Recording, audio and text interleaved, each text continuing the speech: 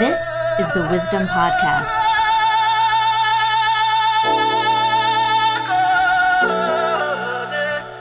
Welcome to the Wisdom Podcast. This is the second of a two-part interview with Jamyang Rinchen, His Holiness the Dalai Lama's principal Chinese translator. In the last episode, Jamyang talked about how at the age of 12, he left a comfortable life in Taiwan and moved to a Buddhist monastery in India. He spoke about what it was like living in the monastery and how he eventually became His Holiness the Dalai Lama's translator. In this episode, Jamyang shares stories of what it is like to travel with the Dalai Lama and how through observing His Holiness, he developed great faith in him. He shares some great behind-the-scenes stories of the Dalai Lama, and I think you'll find them very inspiring. So I'm sure you will enjoy this episode.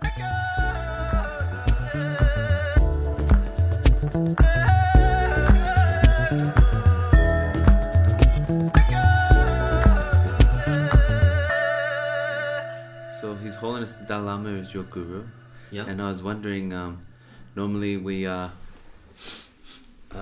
told in the scriptures to test and check the guru for 12 years, and we were wondering about how you came to see His Holiness as your guru, and did you ask His Holiness to be your teacher? How did that happen? Yes, my personality is kind of tough. I don't really obey. I'm not easily to be persuasive, I think. So I also did the examination.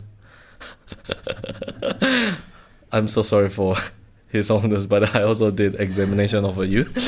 If you heard that, I'm so sorry, but because you told me to check the guru, right, and extend your long nose and to see from the left, to see from the right, so that I also did this since when I was little, 12. Compared with the other, I have probably, as you know, that I have more opportunity to get closer to His Holiness, into his life, right? I'm traveling with him, so that I can see more detailed things. And first, really, the first time after I moved here, that time I was 12. 3 months later, my parents came with Deng Xiangjian, the old Chinese monk, the old were here, and then we went to see His Holiness. That time I had no feeling towards him, really. But I just mistranslated. Instead of July 13, I say 13th month of 7th day or something like that. And then I didn't really have a special feeling towards him at that time. But later on, gradually when I grew up, and then I heard more and more about his magical biographies, something like that. So people claim that he's the Avalokiteshvara's emanation and so forth. But still, I'm kind of hesitate.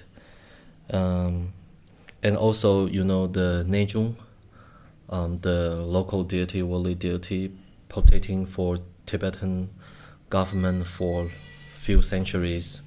And when we see Neijung came to normal human's body or median, and then median will change his faces and then carry 25 kg weight head without someone holding and help you, and then he can turn his neck very freely, and you know, it's kind of uneasy things.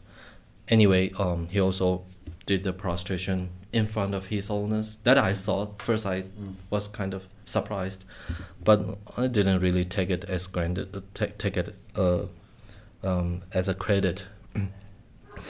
But later on, when I started to become his translator, so I get more close relationship with him, and then I started checking. I still remember the first time when I was appointed to become an official translator of him. After Lo Sang-Awang, the other translator, passed away, the first task was in New York, a Chinese monastery in upstate New York, I think. What year is this around? In 1997. Okay. Yeah, 1997. Zhongyan Monastery. And His Holiness gave teaching, a Buddhist teaching to mainly for Chinese people. And that time, I wasn't one of uncharged members. I wasn't. I went there by myself with my friends. And then I was supposed to come back by myself alone. But my friends were will be there, so I'll come back alone anyway. And then on the way, after teaching on the way, he saw me, and he told me that when are you going back to India?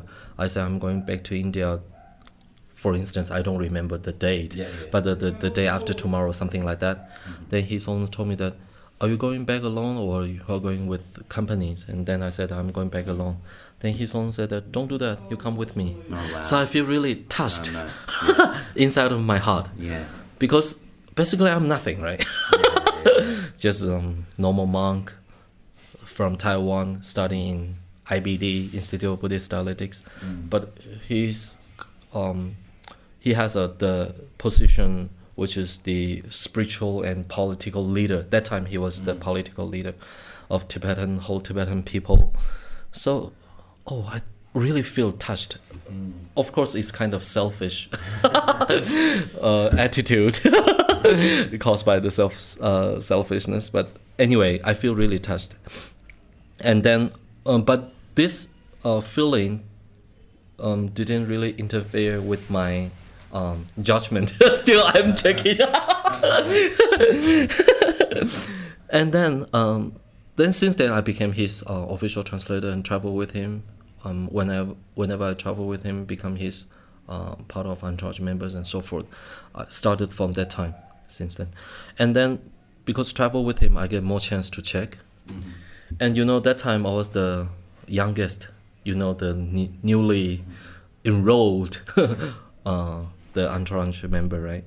So people try to put me in front of His Holiness if we're in the airplane because no one wants to sit in front of His Holiness. They might feel embarrassed, not moving. His Holiness see you, right? So on the airplane, no one wants to sit in the seat directly in front of His Holiness. Exactly. Because then they'll be watched. Yeah, people feel that way. And so because you were the new person, they made you go there. Right. But usually His Holiness wants to sit the window seat.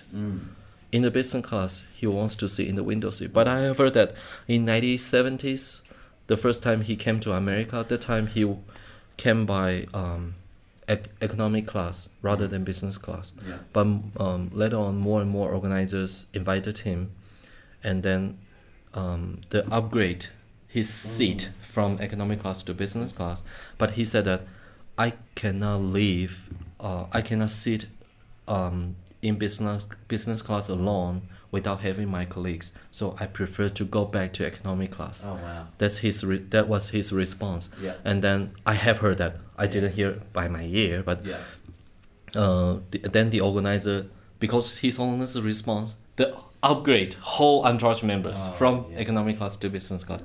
Anyway, he didn't want to sit without window, so he preferred to sit window seat. Most of the time, he knew that entourage member, if any one of us sit in front of him, we might feel embarrassed. I think he also noticed that. But sometimes the first line seat has no window, right? Sometimes. That's why he will change his seat to the second line. Then someone has to go there. That time, me and Geshe Padola, now he is the current director of Tibetan Library. Both of us, we sat in front of him. Yeah. And then I think he noticed I'm kind of not comfortable. And he told me that, put your seat back. His Holiness said to this. Yeah. And he used his hand and touched me, saying that, Jamyang, put your seat back. Yeah. And then say, I'm okay with the what do you say this? Prayers. With the prayers, and then I said, prayer, and then I said that, oh no, I'm okay. And a few minutes later, His Holiness said the same thing again, asked me to put my seat back. I didn't. So from these kind of minor things, you can feel that he really cares about all his colleagues. These tiny minor things didn't not only happen over me, but also to the other bodyguards. Because usually the Tibetan administrations will ask few bodyguards travel with His Holiness, and His Holiness knew that their salary is really low, and when they go to abroad, like United States and Canada, their family might want to ask them to bring some gifts for them, but they have no money, right? Because their salary maximum, I think, $150. That's it, for a month. So with 150 salary, what can you buy in United States, right? And then, in few occasions, I was told by the security officer or the bodyguard himself that one day he was standing in front of His Holiness door in abroad, and then His Holiness opened the door and gave him $300 Oh wow! To buy gifts. Yeah.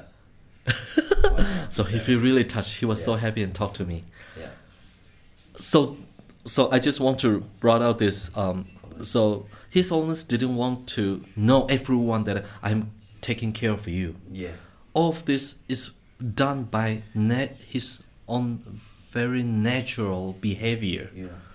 He didn't want to pretend that, oh, I treat you good. Everyone should know this. You know what I mean? Because when he gave the $300 to that bodyguard, there's no one except His Holiness and the bodyguard himself. Yes. If the bodyguard didn't tell me, I won't know that. Anyway, also he told me to put my seat back. Yeah. Told to me directly, not through his secretary or something like that. And then you were telling me His Holiness himself never really puts his seat back, right? Yes, because I'm kind of picky person. I want to see His Holiness is doing, because when you see the back, not in front of him, we want to watch movies, and having entertainments and so forth. So I want to check what he's doing. Does His Holiness watch movies on the plane? This is what you want to check. I never, since 1997 until 2008, I often get chance to travel with him.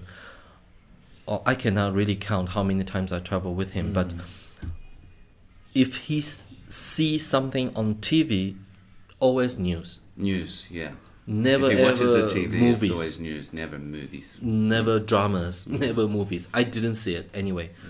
I don't know another occasion or not, but at least in front of my eye, I never seen this. And then he would spend his time on the airplane either eating, because when they serve meals, right? And then recitation. Reciting mantras. Reciting mantras or his assignments or whatever, or sadhana or something like that. And then if he gets tired, he'll put the eye mask and sleep. But when he sleeps, I didn't see.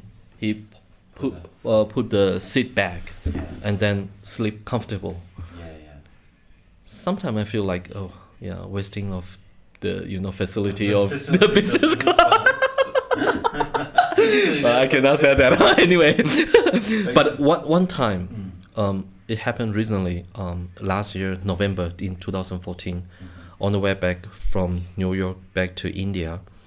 That time, I came through economy because I wasn't one of entourage members, because I went to United States without traveling with them. So I come back in economy class. But fortunately, we were in the same plane. And the aircrew member, the chief, the leader, he knows me well. I know him well. So he brought us champagne or something. But I say I don't drink alcohol anyway. He told me that because when His Holiness flies in Lufthansa, he often meets His Holiness. And then this is the first time he saw that His Holiness put his seat back and relax and sleeps. And so anyway. But normally His Holiness is like look out the window, do mantras. Right, like that. Right. Even look at the window, but he will do the mantras and recitation. Yeah. Nice. And the real impression for me is that if normal people see him, they might consider, especially Tibetan and Chinese Buddhists, they might consider that he is the Avalokiteshvara emanation. The first impression probably would be that. due to the reputation or historical background, blah blah blah. I don't know.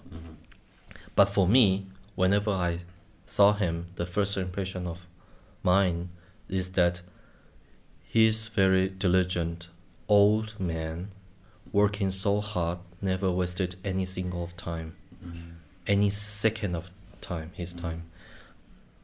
Keep reading texts, keep doing his assignments, Buddhist assignments like sadhana and so forth, commitments, and meet people and tell people what is the advice of compassion, value of compassion. Yeah, and then do the Buddhist teachings. So he's very busy and never wasted his any single second, and very diligent old man.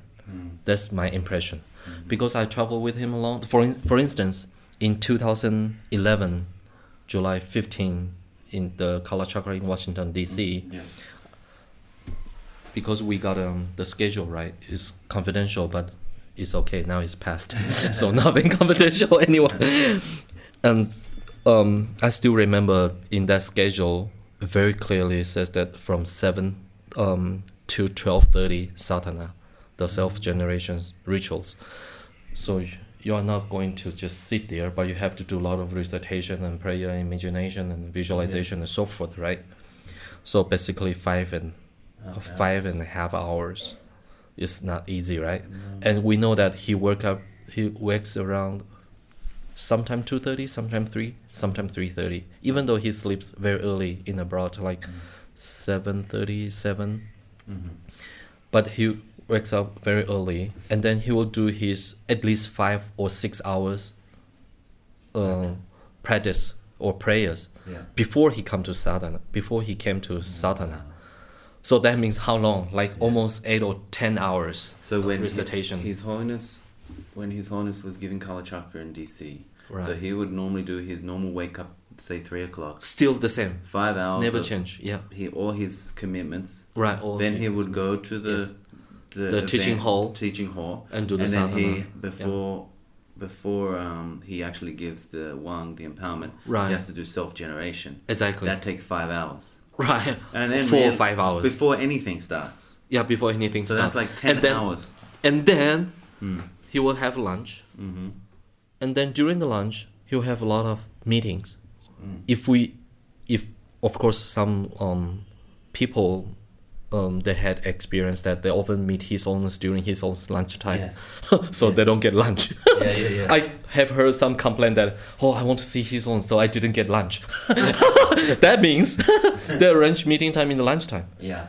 But the teaching started in 1:30. 1:30. So how many times His Holiness can have lunch? Yeah. He must have lunch really rush, right? Yeah. And then started meeting with the people. And then afterwards, he started teaching from 1:30 until 5. Wow. So His Holiness is from 3 o'clock to 12 o'clock is practice and self-generation. Then even for his lunch, he's meeting people. Right. Then that's when the teachings start. Right. Go till 5:30. Right. Yeah. So you saw this I saw this. schedule, yeah. The problem is, if only occasionally, like once a year, right?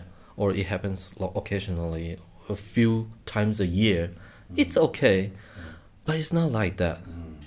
He spent his whole life. His whole life is that schedule. It's like that. Yeah. That is incredible. Incredible person. Yeah. How can you do such hard work, consistent? It's very hard for us. Because His Holiness has no day of vacation or holidays. That's why local Tibetan people in Dharamsala, living in Dharamsala, request His Holiness to have one day, at least one day off within a year. Yes. That day is the ceremony of TCV school. Yes. So TCV school will invite him to watch their performance and dance and so forth. Unfortunately, he has to give a talk. So he's still working. I think so, indirectly. So this is the only day off. People might think that His Holiness lives in Dharamsala, But Dharamsala local Tibetan people, they think that His Holiness lives in the airplane yes. because he keeps traveling. Yes. His schedule like that. Yes. Now he's already 80 years old. What he's expecting for this? Why he does so hard work? For what? For fame or for money? Then I also checked. You check that. I'm so sorry, but I also checked that. You're like see his schedule, see he's working so hard. Yeah, I was wondering, and right? then the faith is still not coming because a little bit of doubt. I'm kind of picky. I'm so sorry, but my affliction is so strong. And I remember that in the beginning, a lot of organizers arrange like public talks and Buddhist teachings, those events to invite him, and then they gain a lot of money. Because The organizers putting on the events in other countries. uses His Holiness. His Holiness comes and then it raises his a lot name of money. raise a lot of money. Yeah. And because the preparation probably takes 2 months, Yeah. let's say maximum, but they will pay, they will hire their friends and their family members and Yeah. so forth and pay them 1 year salary, Yeah. which is not reasonable. Yes. And probably His Holiness also was aware of this issue, and then he asked organizer since then to do the financial report. Yeah. So if organizer in abroad invited His Holiness to give Buddhist teaching and public talks, usually we'll hear at the end of the event, we'll hear the financial report. That's right. And a lot of organizers, at the end, if there's some money left, they will make offer to His Holiness. And His Holiness always denies that money. Or he will use his power to directly donate to the other allocate to the other groups or monasteries and so forth, or hospitals. And one day I think he got $57,000 after the Buddhist teaching event. And then he said that I want to donate 25,000 to blah blah blah guru. I want to donate 25,000 to blah blah blah guru. Then out of my selfishness, I want to keep this 7,000 in my pocket. He's so cute anyway. So from this short expression, I want to have my 7,000 in my pocket with the laughing, right? Yeah. We can see that he didn't really care about the value of the money. Yeah. That's for sure. It's very clear. And he didn't really care about his face and fame. Because if you pretend you're High Lama, you don't accept any donation in front of people, right? I don't accept money. I'm pure Buddhist. I'm pure practitioner. I'm pure Lama. I'm highest Lama. I don't accept any donation. Then he won't accept that 7,000. Yeah, true. But he said, I want to put my 7,000 in my pocket out of my selfishness. Yes. Wow. Yeah. Such short expression, but it has a lot of meaning in it. So also in Taiwan, I remember that the first visit in Taiwan on the stage, the first time he met a Sakya master called Gunga Wangchu.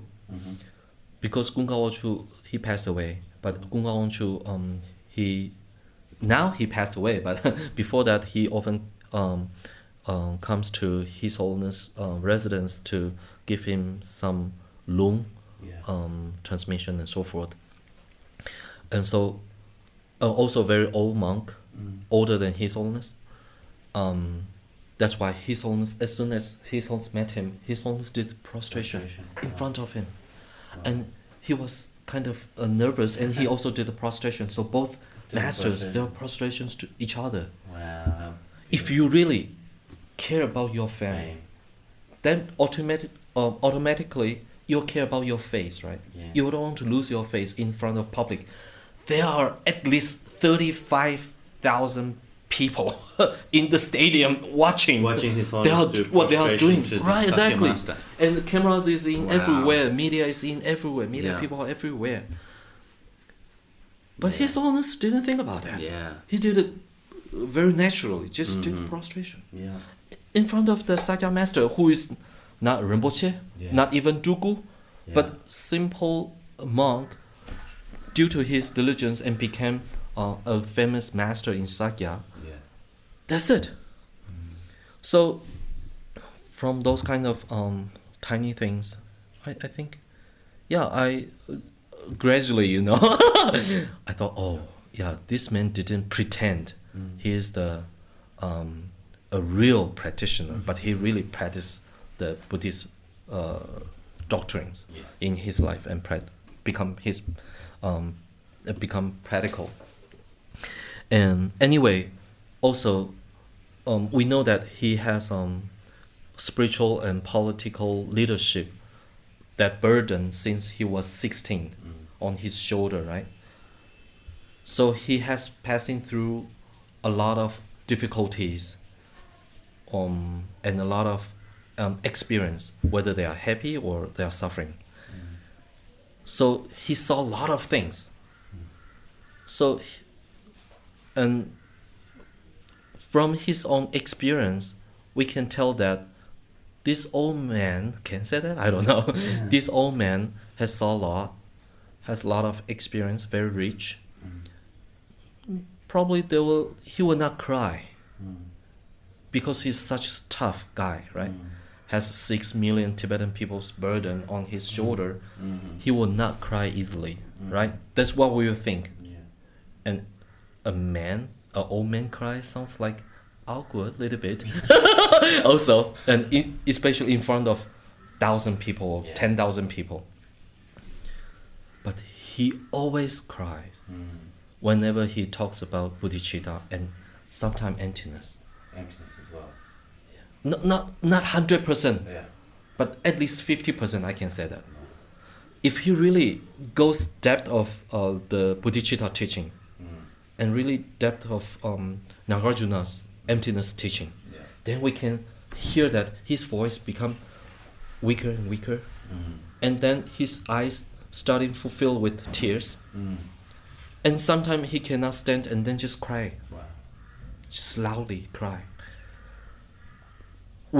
If you don't practice bodhicitta well, if you have any feeling towards this bodhicitta teaching, how can you have emotion like that? Yeah, this sign of some realization on these things, maybe. Definitely. Yeah. I never seen whenever he had a real problem and then cause him to cry. I never saw this kind of issue that matters. But I only whenever I see he cries, that time he was giving the bodhicitta teaching and emptiness teaching. That's the only time I saw he cries. So this is the huge impact for me to generate my faith towards him, really. Then I thought, oh, he's real. He's a real bodhicitta practitioner. He's a real emptiness, notion practitioner. That's why I really started to feel that he is my guru to teach my bodhicitta, to teach my emptiness. So I really have such a strong belief that I can really learn his bodhicitta experience. Why bodhicitta can cause him to cries, because he encountered a lot of really difficulties, right, in his life, beyond our imagination. For instance, he lost his country, he lost his leadership power, in his land, but still he didn't blame Chinese people. He still really loves Chinese people, love to meet him. If we have audience or with compare with foreigners, I think he wants to spend more time with Chinese people. I'm so sorry for that, but it's true. So he really loves Chinese people, and but Chinese people really took his land, right? And his people, his power. How can he overcome this? I just couldn't understand, right? And even though for this difficulties situation, he won't cry. I never seen he cries for these matters or issue, but I only see he cries when he talks about bodhicitta. So how bodhicitta, the teaching of bodhicitta has that power, cause him cry. And then because of that, I started thinking and practice bodhicitta and so forth. I think I can test a little bit why he cried due to bodhicitta, because it's such strong practice, impact your life and impact your heart. And also his personality is very straightforward. I mean, very honest. He didn't really care about what people might think of him, you know. If you want to be nice, you don't want to scold people, always say nice thing, you know. But on the backside, you might see, these people, blah blah blah blah blah blah. He won't say that. He will say something directly if you're doing wrong, if he sees that. For instance, one day, probably 12 or 13 years ago, a Chinese lay person wearing monk robe and then having long hair and brought Is it Chinese monk or a Taiwanese monk. I don't know, it's monk, but Oh yeah. I don't know. In monk's dress. In monk's dress, Tibetan robes, Tibetan monk's robe. like maroon. And having long hair, that long hair. and brought his own entourage. Can I say that? Yeah. Few monks and few lay people with him, and His monks are monks. these are real monks, I think. Really? At least from the outlook, yeah. it looks like real monks because no Shaved hair, head. shaved head. And he brought a very thick US dollars and put A big stack. big US stack of dollars. US dollars and put it onto the table In front of his. in front Holiness. of His Holiness. Said that this is offering for you. As soon as he finished this expression, then His Holiness said to him that, what is the nature of your hair? Is chamda. Chamda means retreat hair or normal da. What normal what? Normal hair. Is normal hair or retreat hair? Normal hair or so His Holiness sees him and asks, "Is your hair long? Is it due to retreat? Yes. Or is it normal? Normal." Yes, exactly. Then he said that it should be. It should be retreat hair. The Taiwanese man. His Highness. Yes, it should be. Yeah. Not But in direct Tibetan, answer. yeah, 참다 임배 크 means it should be 임배 크래. He said that. Is he 참다 speaking 임배 크. Tibetan? Yeah, he speaks Tibetan. But he also speaks Chinese very well. Yeah. So I believe he's a It's Taiwanese like person. Yinsare or something like that. No. No. 임배 크래. 임배 크래. Yes, 참다 임배 크래. Yeah. Then his sons didn't feel happy at all. Then he said that you are wearing a monk robe. That's why you get meals to eat Yes. using the name of the Buddha, because you are wearing the clothes, the robes given by Buddha. For if you feel grateful for Buddha's kindness, you should listen his advice, Vinaya's advice. If you are not a monk, take off the monk robe. If you are retreat lay person, you do the retreat lay person's way for your outlook. Don't wear monk robe. It's shame. Yes. He says shame directly. The whole atmosphere. Usually, when I translate with his own, So I you were feel translating. happy, this. right? Were you translating? Yeah. Even he can speak Tibetan, but you were there just in case. That time the lay person, he knows what his own taught to him, so he speaks Tibetan, right? So I didn't translate that part. Yes. But anyway, his own just kept going, talking, you know, and scolding them. So the feeling was very. You were gonna say normally the feeling's very nice, right? Normally it's very nice. We can hear love and smiles, you know, very happy. But this time I feel, I'm so scared, you know. Yeah. Wow. And also few attendant monks, hold the camera, and then one Tibetan monk came to close to his own seat, and then sit there and took a picture, Yeah. and they take a turn like that. Yeah. And while his owners was scolding, right? We won't do that. They're getting photos. Right? Exactly. And then his owners told them, hold your own discipline. Hold your own discipline. Yeah. 让岁数啊. Yeah. Yeah. Hold your own discipline. And then his owners, after he gave scolding or something like that, Yeah. then he told to those Chinese lay people that practice Buddha Dharma well. Don't practice Buddha Dharma on your mouth. And then he went to his office directly. Oh, just before that, he said that bring your dirty money back to wherever you want with you. Take your dirty money. Take your dirty money with you. Wow. And then he went to the office So directly. strong. Very strong. Wow. Wow. So from this experience, I found that he's not the one that scared to, scolding people, Tell how it is. tell how it is, or scared to become faithful or honest. It's not easy task.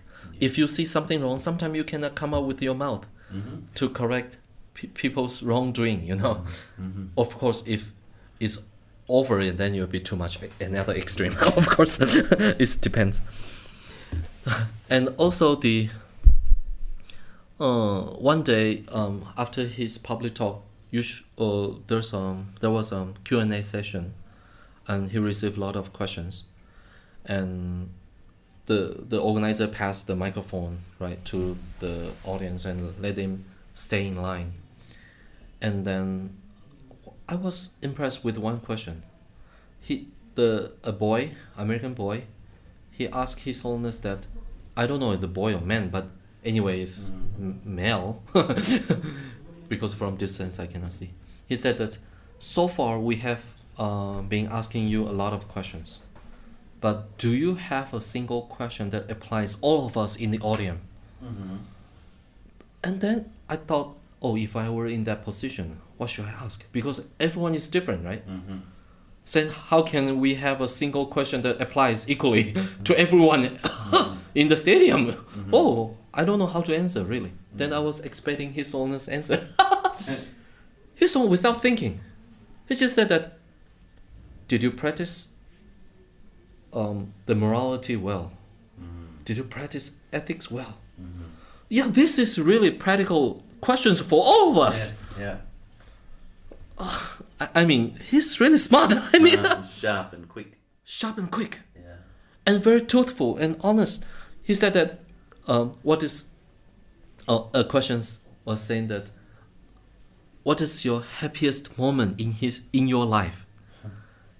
You know what he said? He said that as soon as I passed my doctoral examination, that very moment I was the happiest. That's his Holiness's happiness. Yeah, very cute, isn't it? Yeah. Anyway, and also he doesn't really like supernatural or clairvoyance, these kind of topics. I don't think he likes that very much, because one day a Chinese lady, I think it's a lady, yeah, and she said that, I can sense a beautiful smell in this hall. I believe there must be bodhisattvas and Buddhas fulfilled with this hall, right? That's what she said. Is that true? So her question is like that. And then his owner said that, I don't feel any good smell, but I sense my sweaty smell, which is kind of ugly. Brings it straight back. Exactly. And then in, I think, this year, May 13, when his own gave Buddhist teaching in Gyudo, and again, I was called to do the translation around 6:30. Be ready there, 6:30, because his sons will have Chinese audience around 6:45, and a Chinese lady among probably 13 people, the Chinese lady, she said to his sons to remember me, Then his own said that, sorry, I met a lot of people, I don't remember you. And then he was crying, she was crying. And then his own told her that, what's your problem? Just said it. And then she said that 6 months ago, in one magical event, your Dharma-gaya embodiment came to see me. Absolute embodiment came to see me and solve my problem. I'm really grateful for this, your presence. And then I told to His Holiness that, sorry, I don't understand her meaning, but I will do the direct translation. Then I did the direct translation. Yeah. Then His Holiness told her directly that I don't believe this kind of magical things. Wow. It won't be me. Very straight. Yeah. Well, he was giving this teaching is at Gyuto, and it was very high teachings as well, and still he doesn't want the Yeah. supernatural. Yeah, he doesn't want. He's very rational, not emotional. Whatever the decision he makes, whatever the expression he spoke, I think it's very reasonable, very scientific, approach, rather than emotional or like pure vision, something like that. Yeah. He didn't want to bring up this kind of topic, even though I believe he has a clairvoyance. Yeah. Yeah. Because of one small instance. Oh, good.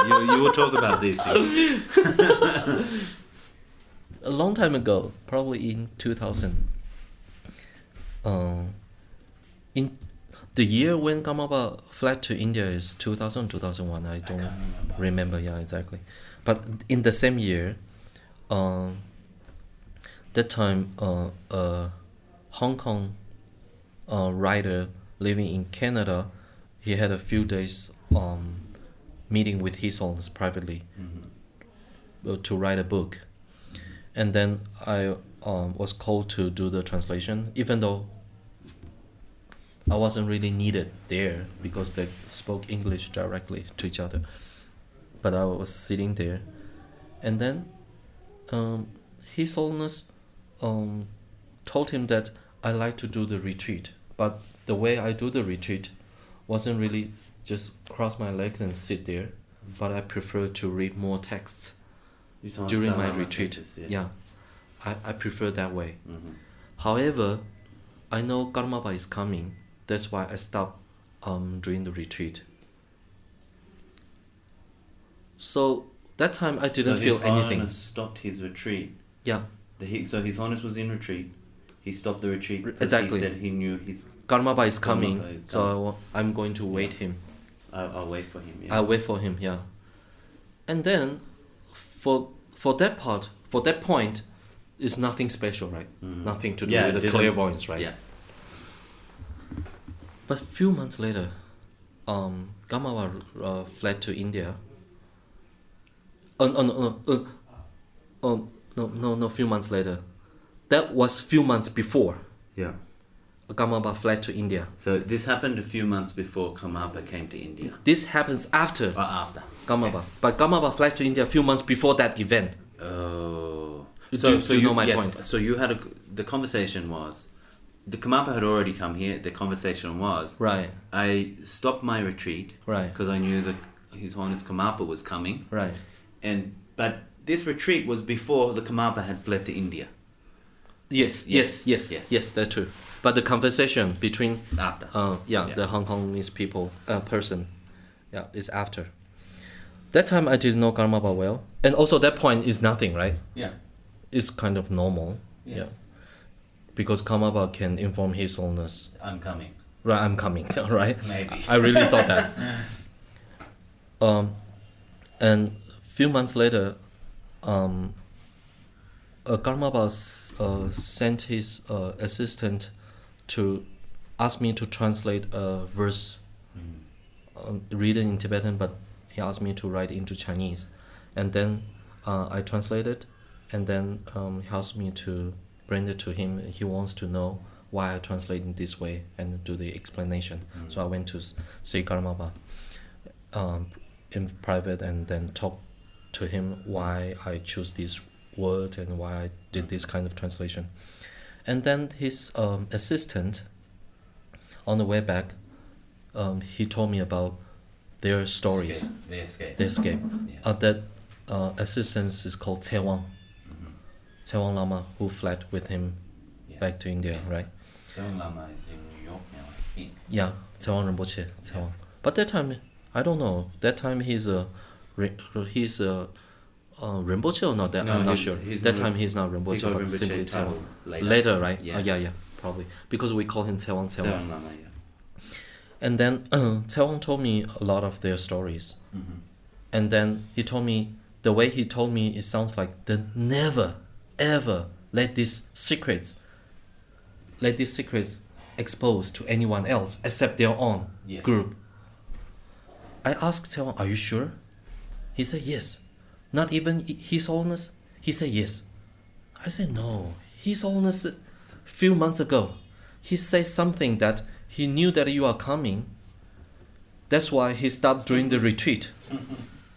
Are you sure you he didn't thought- let this plan being exposed to everyone else, including His Holiness? He said, I'm sure. Yeah, he would be the one to know as well. Right, Yeah, that if the Dalai Lama knew or not. right. Yeah. Oh, then I was surprised. Oh, the way His Holiness shows his clairvoyance or supernatural power is very normal. It's on very the side. hidden, way. That's great. Yeah. No, thank you. I know you have a few secret stories, so but I wasn't gonna ask you, so it's nice you shared one of them. Yeah, that's it. Great. Thank you.